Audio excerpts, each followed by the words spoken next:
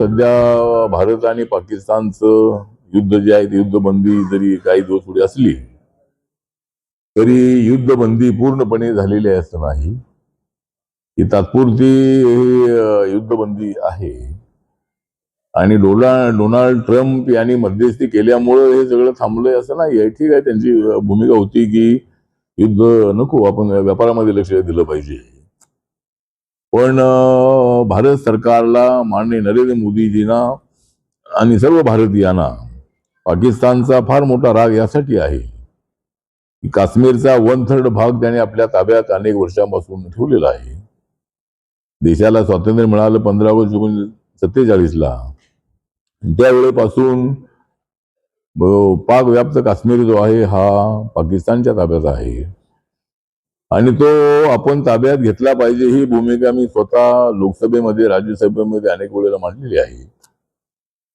आणि आता भारत सरकारची भूमिका अशीच आहे. ज्या पद्धतीनं पहलगाव या ठिकाणी टुरिस्टवरती हल्ला करण्यात आला, जम्मू काश्मीरची इकॉनॉमी कोलॅप्स करण्याचा प्रयत्न करण्यात आला, 370 आर्टिकल हटवल्यानंतर तिथं तिरंगा झेंडा फडकू लागला.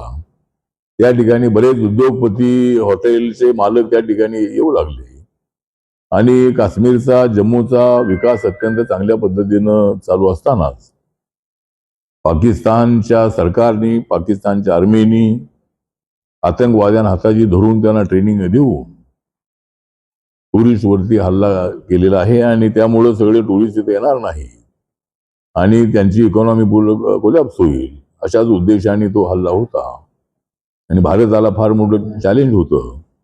म्हणून नरेंद्र मोदी यांनी अत्यंत सिरियसली भूमिका घेतली आणि सिंदूर ऑपरेशन जे आहे, ज्या आमच्या भगिनींचं कुंकू पुसलेलं आहे, सिंदूर पुसलेलं आहे, त्या नावाने सिंदूर ऑपरेशन हे करण्यात आलं आणि आमच्या एअरफोर्सने एक जबरदस्त अशा पद्धतीचे पाक व्याप्त काश्मीरमधले आतंकवाद्यांचे अनेक अड्डे उद्ध्वस्त केलेले आहेत. त्याच्यामध्ये 100 पेक्षा जास्त आतंकवादी ठार झालेले आहेत आणि अजूनही जे आतंकवादी आहे त्यांना टार्गेट करण्याची भूमिका भारत सरकारची आहे. आणि भारत सरकारची मागणी आहे की पाकिस्तानने पाक व्याप्त काश्मीर आमच्या हवाली करावं. पाक व्याप्त काश्मीरवर पाकिस्तानचा कसलाही अधिकार नाही. जर कॉम्प्रोमाइज करायचं असेल तर POK आमच्या ताब्यात द्या. पुन्हा अशा पद्धतीचे आतंकवादी हल्ले होणार नाही त्याचं आश्वासन द्या. पुन्हा घुसपेटी होईल अशा पद्धतीचा प्रयत्न पाकिस्तानकडून होऊ देऊ नका.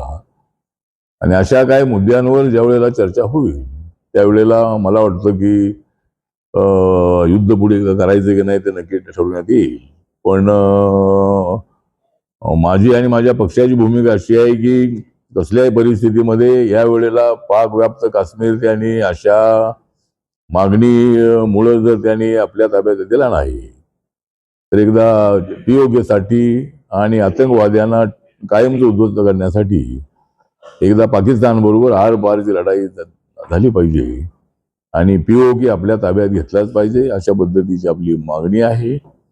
आणि भारताने जाहीर केलेलं आहे की आम्हाला तिसऱ्या कुणाची मध्यस्थी करण्याची आवश्यकता अजिबात नाही आणि चर्चा होईल तर ती भारत आणि पाकिस्तानच्या रिप्रेझेंटेटिव्ह मध्ये होईल.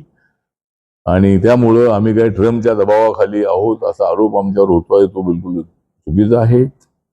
आम्ही ट्रम्पच्या दबावाखाली अजिबात नाही. भारत हा एक कालचा भारत आणि आजच्या भारतमध्ये फार मोठा फरक आहे. आजचा भारत अत्यंत स्ट्रॉंग आहे. आमच्या बजेटमध्ये यावेळेला 50.65 करोडचं जे आमचं बजेट आहे, 50,65 करोडचं देशाचं, त्याच्यामध्ये सर्वात जास्त बजेट हे 6 करोडपेक्षा जास्त बजेट हे डिफेन्सला देण्यात आलेलं आहे. त्यामुळे आमचं डिफेन्स अत्यंत स्ट्रॉंग आहे. त्यामुळे पाकिस्तान आमच्याबरोबर टिकू शकत नाही अशी आमची भूमिका आहे आणि त्याप्रमाणे आम्ही सज्ज आहोत.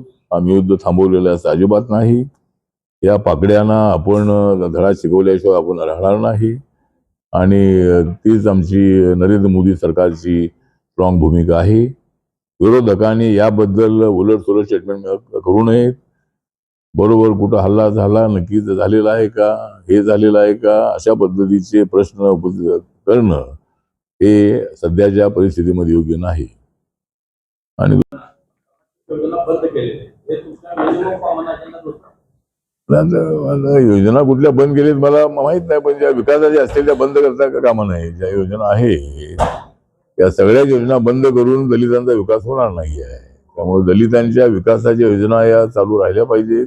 जर काय कुठल्या बंद केल्या असतील तर त्यासाठी मी नक्की मुख्यमंत्र्यांशी भेटेन आणि पुन्हा त्या योजना चालू करण्यासाठी प्रयत्न करेन. केंद्रातल्या पण बंद झाल्या. हा केंद्रातल्या पण बंद झाल्या. नाही, केंद्राच्या आता ते मला हे समजलंय की आपल्या इंटरकास्ट मॅरेजला काहीतरी 2.5 लाख रुपये आम्ही देतो. ती योजना काहीतरी बंद केलेली आहे अशी कुठे बातमी आलेली आहे, पण ती काही पूर्णपणे बंद केलेली असं नाही आहे. त्याचा काहीतरी त्याचे जे नियम आहे त्या नियमामध्ये काय बदल करायचा असं मंत्रालय त्याच्यावर विचार करतंय. आणि त्यामुळे एकदम काही ती बंद होईल असं नाही. दुसरी कुठली योजना बंद केलेली असं नाही आहे. त्यामुळं फक्त याबद्दल आता मी उद्या दिल्लीला 2 दिवसांचा चाललेलो आहे. तेवढ्याला मी अधिकाऱ्यांची चर्चा करून सगळी माहिती घेईन आणि ती योजना पुन्हा चालू असली पाहिजे, राहिली पाहिजे, यासाठी माझा प्रयत्न राहील. चला ठीक आहे, थँक्यू. आरपीआयच्या पदाधिकाऱ्यांना संधी मिळाली होती. त्या आता महायुतीचं बहुमतानं सरकार आलेलं आहे. आरपीआयच्या कार्यकर्त्यांना संधी मिळणार आहे का, किंवा आपण मुख्यमंत्र्यांकडे कशी मागणी? आता एक तर आरपीआयच्या कार्यकर्त्यांना संधी मिळाली पाहिजे. मला संधी मिळाली, पण मला एकट्याला संधी मिळून चालणार नाही. ज्या कार्यकर्त्यांमुळं मी केंद्राच्या मंत्रिमंडळामध्ये आहे त्या कार्यकर्त्यांना सत्तेचा सहभाग मिळाला पाहिजे. आणि माझ्या काळामध्ये 7 MLC झालेले आहे, 4-5 मंत्री झालेले आहे, काही महामंडळाची मुंबईचा महापौर, पुण्याचा उपमहापौर किंवा असे अनेक ठिकाणी आम्हाला सत्ता त्या मिळालेली आहे. पण हे महायुतीचं सरकार आल्यापासून आम्हाला सत्तेमध्ये सहभाग मिळत नाही आहे. मला मिळालेला आहे, परंतु माझ्या कार्यकर्त्यांना ज्यांनी मला बळ दिलेला आहे, त्यांच्यामुळं मी दिल्लीपर्यंत पोहोचलेलो आहे. ते माझ्यासाठी त्यांनी खस्ता खाल्लेले आहेत, जेलमध्ये गेलेले आहेत.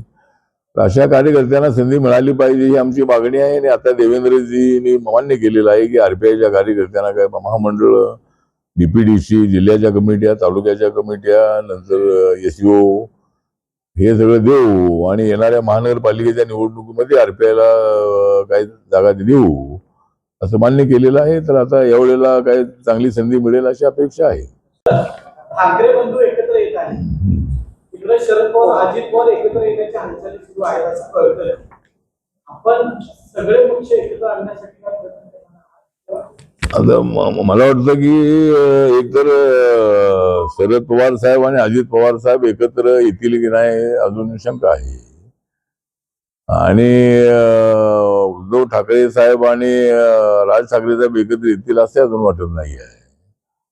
आणि आम्ही जर एकत्र येऊ असं कोणालाच वाटत नाही आहे. त्यामुळं पण जर एकत्र येत असतील तर माझी भूमिका आहे की जर ते एकत्र येऊ त्यांना नाही येऊ, पण आम्ही एकत्र आलो पाहिजे. रिपब्लिकन पक्षाच्या नेत्यांनी एकत्र आलं पाहिजे आणि बाळासाहेब आंबेडकरांनी त्याचं नेतृत्व करावं. त्यांनी पक्षाचं अध्यक्ष बनावं. त्यांनी वंचित बहुजन आघाडी बरखास्त करावी आणि रिपब्लिकन पार्टी ऑफ इंडिया बाबासाहेबांचा पक्ष आहे तो चालवावा. त्यांनी त्याचं अध्यक्षपद स्वीकारावं. त्यांच्या नेतृत्वाखाली काम करण्याची माझी तयारी आहे. सर्व गटांनी आपले गट बरखास्त करून प्रकाश आंबेडकरांच्या नेतृत्वाखाली सगळ्यांनी जर एकत्रित येण्याचा निर्णय घेतला तर एक महाशक्ती आपली चांगली उभी राहू शकते. आणि त्यासाठी जर अशी वेळ आली तर मला काय माझं मंत्रिपद जास्त महत्वाचं नाही आहे. मंत्रिपद कायम असतात असं नाही आहे. लोकशाहीमध्ये कधी हे कधी ते सत्तेवर असतात की, त्यामुळं समाजाचं ऐक्य माझ्यासाठी अत्यंत महत्वाचं आहे. त्यामुळे जर पण ते प्रकाश आंबेडकर आणि मी एकत्र आल्याशिवाय लोकांना ऐक्य वाटत नाही आहे. त्यामुळं बाळासाहेबांनी जर थोडा लीड घेतला तर मला वाटतं समाजाचं ऐक्य होऊ शकतं आणि त्यासाठी माझी भूमिका पॉझिटिव्ह आहे. चला, भूमिका जाहीर केली, विरोधन केलं, पण एका गटानं या परिषदेला मंगळवारी पत्रकार घेऊन विरोध केला होता की तुम्ही मातंग समाजासाठी काही केलेलं नाही आहे, काही प्रश्न सुटलेले नाहीत मातंग समाजाचे आणि त्याचं नेतृत्व तुमच्यातले जे जुने सहकारी वगैरे करतात. आणि या परिषदेच्या निमित्तानं मातंग समाजासाठी तुम्ही काय न केल्यामुळं किंवा उपवर्गीकरण दर्जा न दिल्यामुळं तुम्ही मंत्रिपदाचा राजीनामा दिला पाहिजे किंवा देणार का असा प्रश्न उपस्थित. नाही तुम्ही घेणार का? उत्तर आम्ही नाही ठीक आहे, जाऊ दे. बोलले असतील ते काय, सगळ्यांना बोलायचा अधिकार आहे आणि राजीनामा मागण्याचा अधिकार ज्यांनी मला मंत्री केलेला आहे त्यांना मागण्याचा अधिकार आहे. आणि मातंग समाजासाठी मी काही केलं नाही अशा पद्धतीचा आरोप करणं चुकीचं आहे. अनेक वेळेला मी भूमिका सर्वात अगोदर मांडलेली आहे. मातंग समाजावर अन्याय झाल्यानंतर बौद्ध समाजावर अन्याय झाला तरी मी जातो, तसा मातंग समाजावर अन्याय झाल्यावर मी सर्वात अगोदर गेलेलो आहे. अनेक ठिकाणी मातंग कुटुंबांना पण मदत केलेली आहे. त्यामुळे पॉलिटिकली कुणी अशा पद्धतीचं काय आरोप करत असेल की राजीनामा द्यावा, ते कुणी मला राजीनामा मागितलं तर मी तर थोडासा देणार आहे. म्हणजे राजीनामा मागण्यासाठी मी इथं एवढा संघर्ष करून मी इथं पण झालेलो आहे. आणि राजीनाम्याचा विषय अजिबात नाही. आणि काय मंत्रिपद काय माझ्यासाठी फार महत्वाचं नाही आहे. मंत्रिपद येतात आणि जातातही. पण मी माझ्या 30-35 वर्षाच्या काळामध्ये पाहिलेलं आहे की मी सत्तेवर नसताना माझ्यासोबत लोक होते, असताना माझ्यासोबत लोक होते. आता मी दिल्लीला गेल्या 10 वर्षापासून 11 वर्षापासून मी आहे. तर माझा पक्ष हा सर्व राज्यामध्ये जाऊन पोचलेला आहे. नागालँडमध्ये माझे 2 आमदार आहेत. मणिपूरमध्ये माझा पक्ष रेकग्नाइज आहे. आणि सर्व मिझोराम आहे, मेघालय आहे, त्रिपुरा आहे, अरुणाचल प्रदेश आहे, आसाम आहे. या सर्व राज्यामध्ये माझ्या पक्षाच्या शाखा आहेत. अंदमान निकोबारमध्ये आहे, लक्षद्वीपमध्ये आहे. त्यामुळं मी मंत्री असल्यामुळं मी सर्व देशामध्ये पक्ष वाढलेला आहे. आणि मातंग समाजासाठी मी अनेक वेळेला भूमिका घेतलेली आहे. कॅटेगरायझेशनच्या संबंधामध्ये माझी भूमिका मांडताना मी सांगितलेलं आहे की सर्वात जास्त फायदा बौद्ध समाजाला झालेला आहे. पण मातंग समाजामध्ये शिक्षणाचं प्रमाण वाढवल्याशिवाय आपल्याला त्यांचा जो काय त्यांची मागणी आहे ती पूर्ण होणार नाही. त्यासाठी त्यांच्या शिक्षणाकडे आपल्याला लक्ष देणं अत्यंत आवश्यक आहे. आणि त्यासाठी राज्य सरकारने मातंग महामंडळ आपल्या अण्णाभाऊसाठी विकास महामंडळ बनवलेलं आहे. त्यानंतर मातंग आयोग बनवण्यात आलेला आहे.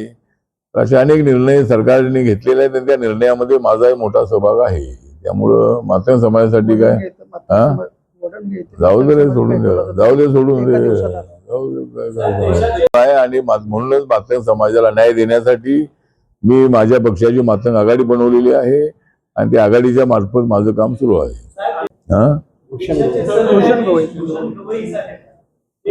बाळासाहेबांच्या विचारावर चालत नाही, संविधानाच्या विचारावर चालत नाही, ते भारतीय जनता पार्टीच्या विचारांवर चालतात असा एक प्रचार सुजात आंबेडकरांच्या बाजूने गेले 4-5 दिवस चालू आहे. सुजात आंबेडकर, प्रकाश आंबेडकर मला वाटतं की ठीक आहे, कुणाला आरोप काय कुणी करत असतील, पण एका आपल्या समाजाचा एक बौद्ध माणूस ज्यांचे वडील रासू गवई रिपब्लिकन पक्षाचे अनेक वर्ष अध्यक्ष राहिलेले आहे. विधिमंडळामध्ये त्यांचं अत्यंत महत्वाचं काम होतं. ते लोकसभेमध्ये राज्यसभेमध्ये ते राहिलेले आहे. आणि रिपब्लिकन पक्षाच्या चळवळीला वाढवण्यात त्यांच्या वडिलांचा मोठा फार सहभाग आहे. त्यामुळे ते आंबेडकरवादी नाहीत असा आरोप करणं चुकीचं आहे. कुणाला काय तोंड कुणाचं बंद करू शकत नाही आपण. पण मी थायलंडमध्ये होतो आणि मी त्यांच्या खास शपथविधीसाठी मी थायलंडवरून 2 दिवस अगोदर मी आलो आणि दिल्लीच्या त्यांच्या शपथविधीमध्ये मी सहभागी होतो. त्यामुळे ते आंबेडकरवादी नाहीत. भाजपचा काय विषय नाही आहे. ते जज आहेत आणि त्यांनी कुठं भाजपची भूमिका मांडलेली असं अजिबात नाही आहे. त्यामुळे अनाठाई आरोप एखाद्या समाजातला माणूस एवढा मोठा पदावर गेलेला आहे. बालकृष्णन हे तामिळनाडूचे होते आणि ते त्यांच्यानंतर दलित समाजाचे बौद्ध समाजाचे हे चीफ जस्टिस झालेले आहे. त्यामुळे असे आरोप करणं हे चुकीचं आहे आणि ते आंबेडकरवादीच आहेत आणि भाजपचा त्यांचा काही संबंध आहे.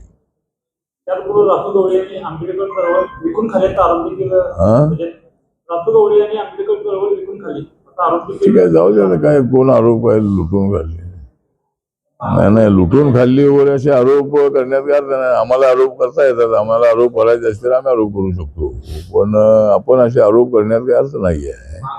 रासू गवई सत्तेवर राहिलेले आहे आणि मी सुद्धा पॅन्थरच्या मुवमेंटमध्ये संघर्ष करून करून मी गावागावामध्ये पायपीट केलेली आहे. मी संघर्ष केलेला आहे, आंदोलनं केलेली आहेत. आणि मला अशी अचानक संधी आली की त्यावेळेला मी एकटा मंत्री झालो. जर आम्ही सगळे आरपीआयचे लोक एकत्रितपणे काँग्रेससोबत गेलो असतो तर आरपीआयचे 10, 12, 15 मंत्री झाले असतील त्यावेळेला 90 मध्ये. ठीक आहे, कोणी आरोप केला असेल, पण आम्ही काय कुणाला आरोप करत नाही आहे. माझी भूमिका आहे की मी का भूमिका घेतलेली आहे. मी जरी भाजपसोबत असलो तरी माझा अजेंडा आंबेडकराईट आहे. माझा पक्ष रिपब्लिकन पक्ष आहे, माझा झेंडा निळा झेंडा आहे. आणि कॉमन मिनिमम प्रोग्रामवर जसे अटल बिहारी वाजपेयी यांच्या काळामध्ये जॉर्ज फर्नांडिस आहेत, नितीश कुमार आहेत, शरद यादव आहेत, ममता बॅनर्जी आहेत, नवीन पटनायक आहेत, DMK आहे, असे अनेक पक्ष हे इंडिया सोबत होते. त्यामुळे कॉमन मिनिमम प्रोग्रामवरती एकत्र आलं पाहिजे. आणि पवार साहेबांनी सुद्धा आमच्यासोबत यावं अशी माझी इच्छा होती.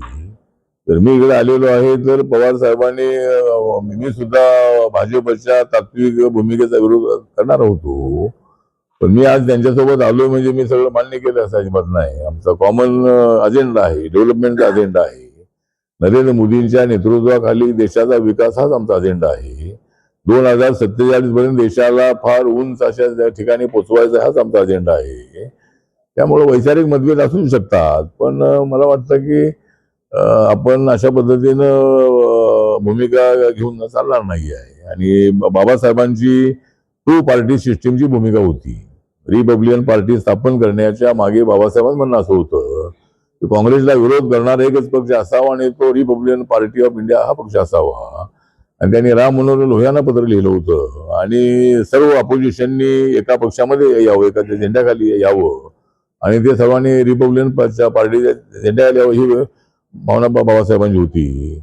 आणि देशामध्ये काँग्रेस आणि रिपब्लिकन पक्ष असे तर 2च पक्ष असावे. अमेरिकेमध्ये रिपब्लिकन आणि डेमोक्रेटिक आहे, त्यानंतर इंग्लंडमध्ये इतर देशामध्ये 2 पार्टी सिस्टीम आहे. तर अशी बाबासाहेबांची भावना होती. पण आज आपल्या देशामध्ये अनेक पक्ष आहेत, पण अशा पद्धतीनं अलायन्स जे असतात ते अलायन्स हे पॉलिटिकल अलायन्स असतात.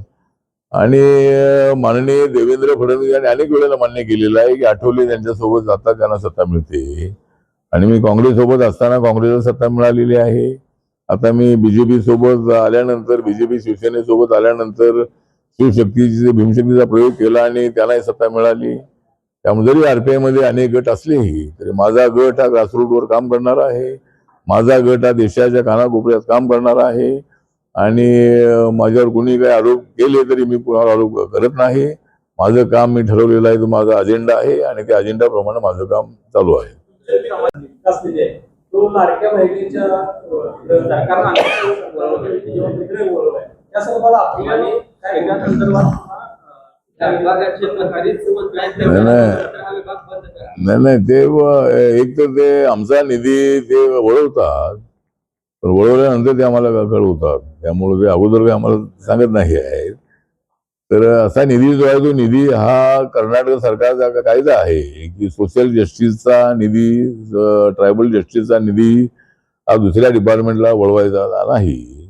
तो खर्च नाही झाला यावर्षी तरी तो पुढच्या वर्षी खर्च करण्याची तरतूद त्यामध्ये आहे. पण असा जो मध्ये मध्ये कधी कधी असा निधी वळवण्याचा प्रयत्न होतो तर इतर डिपार्टमेंटचा वळवावा, जर आपला निधी कमी असतो. आणि त्यामध्ये निधी वळवणं हे योग्य नाही. संजय शिरसाट यांनी भूमिका मांडलेली आहे की जर निधी वळवत असाल तर खातं बंद करून टाका.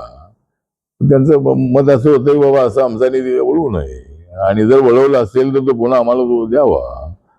आणि वळवण्याची जी सध्या सूट आहे म्हणजे कुठल्या डिपार्टमेंटचा निधी कुठे वळवायचा तर म्हणजे असा कायदा नाही आहे. त्यामुळं माननीय मुख्यमंत्री देवेंद्र फडणवीस यांच्यावर आपली मागणी आहे की या संबंधाचा कायदा करा, म्हणजे नंतर असा निधी वळवता येणार नाही. इतर कर्नाटक राज्यामध्ये असा कायदा आहे, तसा कायदा आपणही करा अशी आमची मागणी आहे. बौद्ध गया या ठिकाणी जे महाबोधी महाविहार आहे, तर ज्या ठिकाणी गौतम बुद्धांना 2500 वर्षापूर्वी ज्ञानप्राप्ती झाली होती, आणि बुद्धिझम हे जे तत्वज्ञान आहे ते तत्वज्ञान एका धम्माच्या माध्यमातून पुढे आलं होतं, जे समतेवर आधारित आहे, मानवतेवर आधारित आहे, विश्व शांतीचा विचार मांडणार आहे, मनाचा अहंकार नष्ट करणार आहे. असा एक विचार जो आहे तो बुद्धांनी मांडल्यानंतर हा म्हणता सगळ्या आशिया खंडामध्ये बुद्धिझम जाऊन पोचलेला आहे. मी आता परवाच मी 2-3 दिवसापूर्वी मी आलो व्हिएतनाम, कंबोडिया आणि थायलंड. संपूर्ण जो बेल्ट आहे तो सगळा बुद्धिस्ट आहे. त्या ठिकाणी बुद्धाच्या बड्या बड्या मूर्ती आहे. त्या ठिकाणी पाली भाषा आपली आहे, त्या पाली भाषेमध्ये त्या ठिकाणी त्यांची प्रार्थना होते. त्यामुळं बुद्धिझम सगळ्याकडे पोचलेलं आहे. त्यामुळं महाबोधी सोसायटीच्या संबंधात मागणी आमच्या सगळ्या बौद्ध बांधवांची आहे. त्या ठिकाणी जो ट्रस्ट आहे 1949चा एक ट्रस्ट आहे, बिहार विधानसभेने पास केलेला कायदा आहे. आणि त्यामध्ये 4 मेंबर बुद्धिस्ट आणि 4 मेंबर हिंदू, आणि कलेक्टर हिंदू असेल तर त्याचा अध्यक्ष चेअरमन. तर असा जो कायदा आहे सध्याचा. तर आमची मागणी अशी आहे की त्या ठिकाणी सगळे मेंबर आमचे असले पाहिजेत. अध्यक्ष आमचा म्हणजे बुद्धिस्ट असला पाहिजे. आणि यासाठी बौद्ध भिक्खूंचं आंदोलन जवळजवळ 70-75 दिवस त्या ठिकाणी झालं. त्या ठिकाणी मी 3 दिवस जाऊन मी तिथं आलो.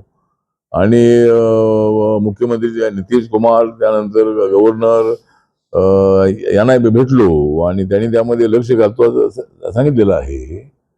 आता मी माननीय प्रधानमंत्र्यांना भेटणार होतो, पण भारत पाकिस्तानचं युद्ध आल्यामुळं सध्या काही माझी भेट होणार नाही.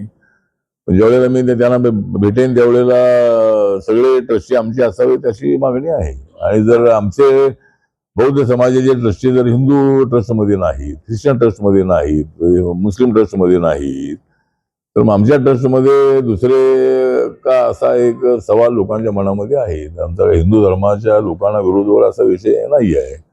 बाबासाहेबांनी सांगितलं की घटना लिहिलेल्या आहे, त्यामध्ये हिंदू, मुस्लिम, शीख, ईसाई, बुद्धिस्ट, जैन, पारसी, लिंगायत हे सगळे धर्माच्या लोकांना न्याय देण्याची भूमिका संविधानामध्ये आहे. त्यामुळं हिंदू समाजाला विरोध म्हणून आमची भूमिका तर नाही आहे. आमचं म्हणणं एवढंच आहे की सगळे ट्रस्टी आमचे असावे. पाकिस्तान संदर्भात आता तुम्ही बोला, पाकिस्तान संदर्भात आता आपण बोलतो. याच दरम्यान एक विचार प्रवाह एक असा होता की पाकिस्तानचा विषय निघाला की इंदिरा गांधी या सक्षम पंतप्रधान होत्या, त्यांनी पाकिस्तानला चांगला धडा शिकवला होता. पण आता संधी असून नरेंद्र मोदींनी ही संधी उचलली नाही, अशा पद्धतीचा एक विचार प्रवाह आहे. याच्याकडे तुम्ही मला वाटतं की विचार प्रवाह वेगवेगळे असू शकतात, पण नरेंद्र मोदीजींनी असा झटका पाकिस्तानला दिलेला आहे की त्या वेळेला इंदिरा गांधींच्या वेळेला पाकिस्तान असा एकदम सरेंडर झालेला नव्हता. या वेळेला त्यांच्या पंतप्रधानांनी सांगितलेलं आहे की भारत आमच्यापेक्षा स्ट्रॉंग आहे आणि भारताबरोबर युद्ध आम्हाला परवडणारं नाही. त्यामुळं शांततेची चर्चा व्हावी अशी भूमिका त्यांच्या प्रधानमंत्र्यांनी मांडलेली आहे. त्यामुळे नरेंद्र मोदीजी थांबलेले आहे त्याचा अजिबात नाही आहे. नरेंद्र मोदीजी अत्यंत स्ट्रॉंग आहे. त्यांनी सगळ्या आमच्या आर्मीला, नंतर आपल्या नेव्हीला आणि एअरफोर्सला पूर्ण आदेश दिलेले आहेत. आणि वेळ आल्यानंतर नक्कीच आम्हाला जर पाकिस्तानने आमचं ऐकलं नाही, जर आता जी आपली मागणी होती बाबा पाकिस्तानने आतंकवादी हल्ले करू नयेत आणि पहलगामचा हल्ला अत्यंत आमच्या जिव्हारी लागलेला आहे आणि म्हणून त्यांना सबक शिकवलेला आहे. त्यामुळं अशी तुलना करण्याची इंदिरा गांधी याही स्ट्रॉंग होत्या, त्याच्यापेक्षा मोदीजी अजूनही जास्त स्ट्रॉंग आहेत. त्यामुळं आम्ही थांबलेलं असं नाही आहे. आम्ही काही 2 पावलं 4 पावलं मागे येऊन पुन्हा आम्ही जोरदार मुसंडी मारणार आहोत. त्यामुळे पाकिस्तानला यावेळेला सबक शिकवायचाच अशीच केंद्र सरकारची भूमिका आहे. भारत पाकिस्तान या देशाच्या सगळ्या वादामध्ये मध्यस्थीची गरज आहे असं 4 महिन्यामध्ये घेण्याचे आदेश किंवा घेण्याचा सूचना सुप्रीम कोर्टने दिलेली आहे. त्यामुळं महानगरपालिका, जिल्हा परिषदा, पंचायत समित्या, नगरपालिका अशा ज्या गेल्या अनेक दिवसांपासून ज्या निवडणुका ज्या प्रलंबित आहेत त्या सगळ्या निवडणुका लवकरात लवकर 4 महिन्यात म्हणजे सप्टेंबर-ऑक्टोबरमध्ये होण्याची शक्यता होतील. आणि त्या निवडणुकांमध्ये महायुतीने एकत्रितपणे लढावं अशी आमची भूमिका आहे. माननीय देवेंद्र फडणवीस यांनी सुद्धा जाहीर केलेलं आहे की आम्ही महायुती म्हणून आम्ही स्थानिक स्वराज्य संस्थांच्या निवडणुका लढणार आहोत आणि रिपब्लिकन पक्षाला या सत्तेमध्ये किंवा या स्थानिक स्वराज्य संस्थांच्या निवडणुकांमध्ये काही जागा मिळाल्या पाहिजे अशी आमची मागणी आहे. त्यासाठी चंद्रकांत बावनकुळे यांच्याशी यापूर्वी मी बोललेलो आहे. RPIचं एक शिष्टमंडळ लवकरच चंद्रकांत बावनकुळेला भेटणार आहे, माननीय देवेंद्रजींना भेटणार आहे आणि रिपब्लिकन पक्षाला याच्यामध्ये सामावून घेतलं पाहिजे अशा पद्धतीची आपली भूमिका आहे. नाही असं म्हटलं मी. ट्रम्प यांचा दावा असा आहे की दोन्ही देश अणु हल्ल्याच्या एकमेकावर अणु हल्ल्याच्या तयारीत होते, आम्ही त्या ठिकाणी मध्यस्थी केली म्हणून सध्या थांबलेला आहे. नाही, असं काय नाही. त्यांचं म्हणणं असेलही, पण ठीक आहे. ते मोठ्या देशाचे अध्यक्ष आहेत, ते रिपब्लिकन पार्टीचे आहेत, मी रिपब्लिकन पार्टीचा आहे. त्यामुळं ठीक आहे, त्यांनी जरी म्हटलेलं असलंही तरी काय त्यांनी सांगितलं म्हणून आपण सगळं ऐकलंय असं अजिबात नाही आहे. आपल्याला त्यांचा बदला घ्यायचा होता, आतंकवादी अड्डे उद्ध्वस्त करायचे होते, उद्ध्वस्त केलेले आहेत आपण. आणि आतंकवाद्यांनाच आम्ही टार्गेट करणार आहोत अशी भूमिका सुरुवातीला आपण घेतली होती. पण आता भारत सरकारची स्ट्रॉंग भूमिका अशी आहे की POK हा आमच्या हवाली करा, ही आग्रही मागणी भारत सरकारने केलेली आहे. त्यामुळं जर उद्या चर्चा ज्या वेळेला होईल त्यावेळेला त्याच्यामध्ये जर त्यांनी मान्य केलं की POK तुम्ही घ्या, तर मग पुढे काही चर्चा करायची, पुन्हा आतंकवादी ऍक्टिव्हिटीज होऊ नयेत, असे हल्ले होऊ नयेत. अशा पद्धतीचं ॲग्रीमेंट झालं तर मग मला वाटतं की जास्त होणार नाही. पण पाकिस्तानला नेहमीची सवय आहे की पाकिस्तानने अशा पद्धतीचे अनेक हल्ले आतंकवाद्यांच्या मार्फत केलेले आहेत. मुंबईचा हल्ला पण पाहिलेला आहे, अनेक ठिकाणचे हल्ले आपण पाहिलेले आहेत, 26/11चा. त्यामुळं पाकिस्तानचं काय सांगता येत नाही आहे. पण आम्ही काही तर थांबलेलं आहे असं नाही आहे. आणि भारताने जाहीरच केलेलं आहे की आम्हाला तिसऱ्या पार्टनरची आवश्यकता नाही. चर्चा जी आहे ती 1 to 1 आपली होणार आहे. त्यामुळं ट्रम्पचा काही विषय इथं नाही. बौद्ध आंदोलनाबाबत